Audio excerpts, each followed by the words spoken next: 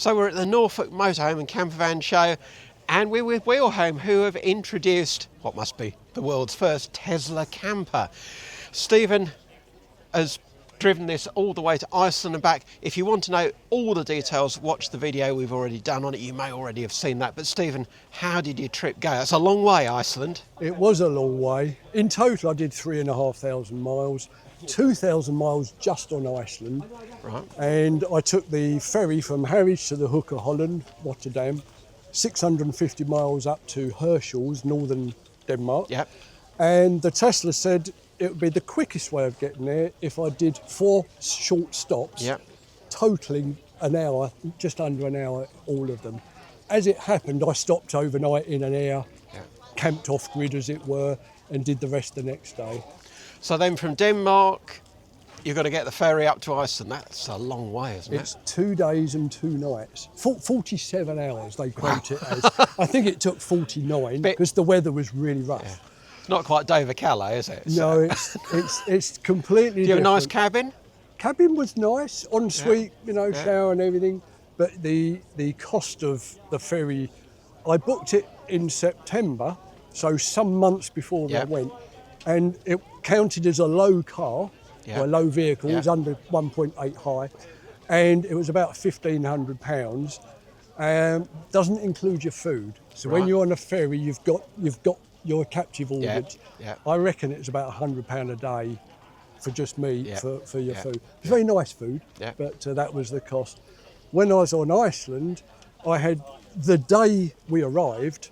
It showed the forecast on the ship, Seyðisfjörður, where you land. It was snowing, and it was 0 degrees. Oh, this was June, wasn't it? 1st of June. Well, 3rd of June. Wow. We don't often get snow here in June, do we? And I thought, right, this is a test. Yeah. I drove out of the ferry terminal. A Tesla. Sorry? A Tesla. A Sorry, Tesla. terrible joke. Yes. Well, as I came through the ferry terminal, there was a Tesla police car, a Model Y. Right. And I later spoke to Tesla in Reykjavik, and they've sold 10 Teslas to the police in Iceland. Yeah. And they love them, because when they're sitting watching, they got the heating on and everything, they're keeping comfy. But I drove up within 10 minutes, you're driving up a mountain pass, and it was white snow everywhere. The surrounding was covered, and I just thought, what a welcome to Iceland. Yeah. The next couple of days got a bit better. So what sort of temperature were you? Well, that was 0. Yeah. It was 0. And when we came down the mountain the other side, it went up to about 3 or 4 degrees. I mean, for an electric car, that's cold. Yeah.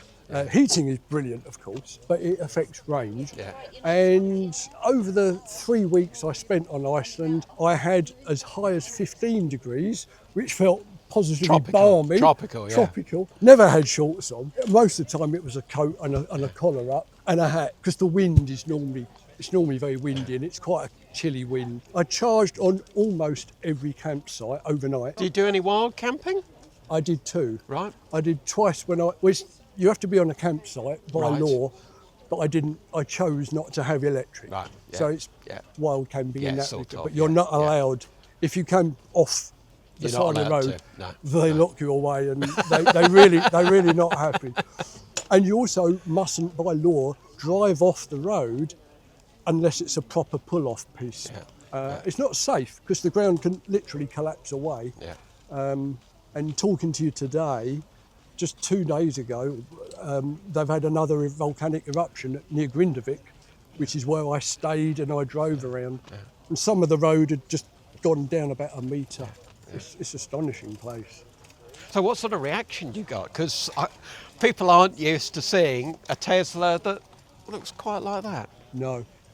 Every single time I stopped at a Tesla supercharger to charge, I ended up plugging in and almost running off to go to the toilet or get a drink before people come over.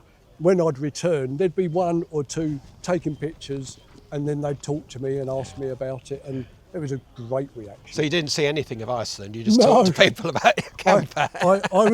I was in one place in Iceland, and I was filming some people who got some lovely stone collection. I had the drone up, and I'm looking down, a Canadian couple in a hired Jeep stopped to talk to me through the window while my drone's up there. In the end, I had to bring it down. And they just said, that is so cool, with a beautiful Canadian accent. They have a Tesla Model 3. And they were talking to me for ages. And I just got that reaction from Belgian people, German folk that were up there. And everyone says, what's the range? What does it do? Well, I can now tell you, having done 3,500 miles, I achieved an average of 245 miles. And I think that's pretty commendable, given the temperatures. Driving through Holland, Germany and Denmark, I was doing between 60 and 70, cruising at 60, 65, 70. Obviously at 70 it gets through the range a lot quicker. On Iceland, most of the time you're doing 45 to 55. 55 is fast on Iceland because the road's mostly built up and you really don't want to go off the side, and it's not that wide. And I did 400 miles on gravel roads, which, although you can do 25, 30 mile an hour, it can be a bit shaky, and the dust is amazing behind, the volcanic dust. So it's been a really good test, and it doesn't look like you've suffered from driving on gravel roads, for example. So the front's got a few stone chips. Bound to. And I've got a chip on the windscreen, but that can happen. But they've got chips over there, but I think they're with fish. So, so no ill effects. The Tesla has 2 cabin filters, air filters, pollen filters. I took them out and they were really filthy. And you look at that and think, if I'd been in a petrol or diesel car, that engine is sucking in those volcanic dust particles, and they have to have particularly efficient and special air filters for their cars up there. So yeah, it was. And of course the 4-wheel drive was allowed me to go right down where I was allowed and beside a river and get some good filming and footage with confidence that it will drive back up. They don't wheel spin. If it's slippery, it just doesn't spin. Yeah, 4-wheel drive makes one of the difference. other wheels does the work. So yeah, that's great. Brilliant. I'm glad you had such a successful trip. And if people want to know more about the car and the camper unit, they can watch the full video or contact you. They can. Wheel Home, based in Essex. Yep, sunny Essex. Yeah. Yeah. Thanks.